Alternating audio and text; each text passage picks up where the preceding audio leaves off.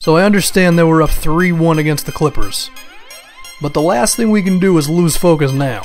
Because at the end of Game 4, when it looked like we were just going to run out of the building against them, I mean, Thon Maker was looking confident, he was throwing the ball down on him.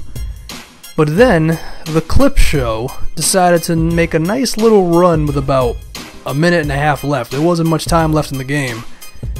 Our end game has to be better, okay? Because the last thing we want to do is pull a Los Angeles Clippers against the Los Angeles Clippers, okay? We have a 3-1 series lead on them right now. We got to finish this thing out strong. Because Chris Paul, I mean, he actually hit way too many damn three-pointers at the end of Game 4. So, I understand this is a video game. I understand I make that joke all the time. But for Game 4 back here in Denver, let's just make sure we're focused, make sure we're confident, because we're the better team and we should beat these guys. I mean, JJ Redick nearly lost the ball right there while he was dribbling it. Zebo, who I still am happy to see in the NBA. Shout out to him.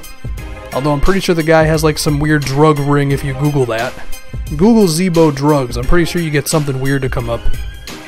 But regardless, I don't know what the hell I'm talking about. We have a 3-point lead late in the third quarter, and then Blake Griffin, who they were playing at small forward, which, okay, Doc Rivers. I wouldn't credit Doc as being much of a tactician when it comes to coaching, but if you can throw a weird matchup out there, sometimes it works. He dunked on us that time.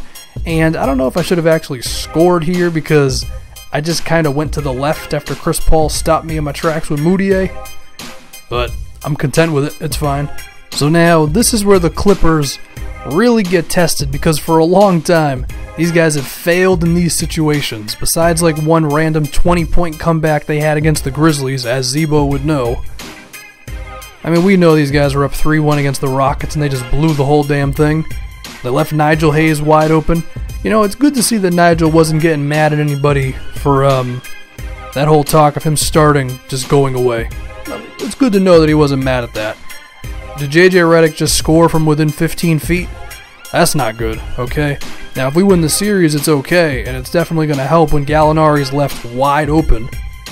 Who was that, Chris Paul on that pick and roll? It means one of y'all have to realize where that guy is. And Redick just passed it up. Is that JJ Redick or somebody else? Is that Lance Stevenson?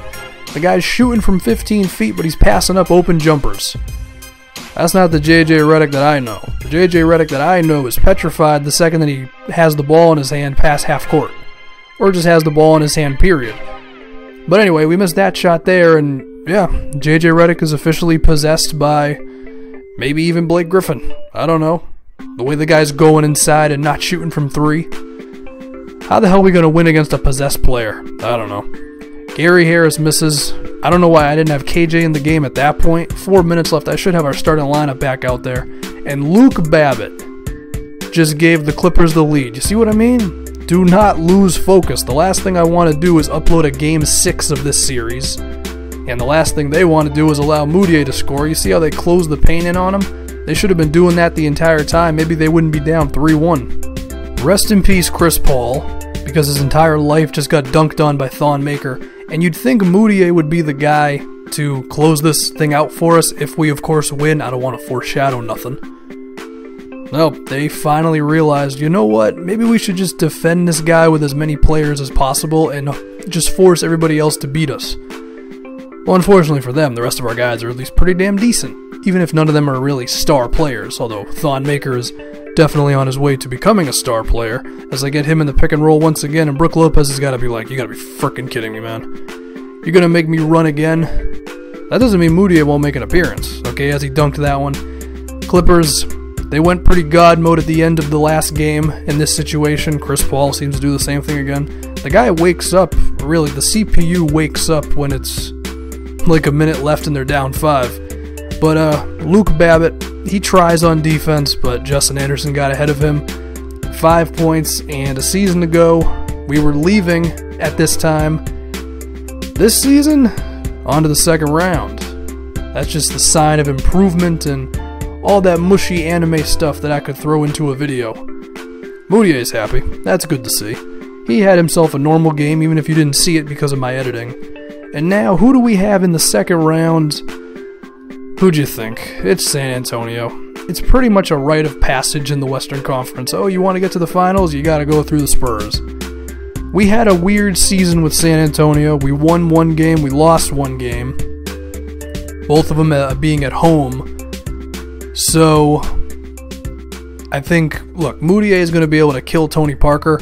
If the CPU would actually be smart and put Kawhi Leonard on him, that could be cool. Maybe I'll go into the Spurs settings and I'll set Kawhi to defend Moutier, just because it would probably actually happen. Maybe I should do that. As far as how we deal with LaMarcus Aldridge, I didn't think Thad Young would be good against Blake Griffin, and he was. I think I could get away with putting Thon Maker on Aldridge. Spurs will be interesting. This is what you gotta do if you want to get to the finals.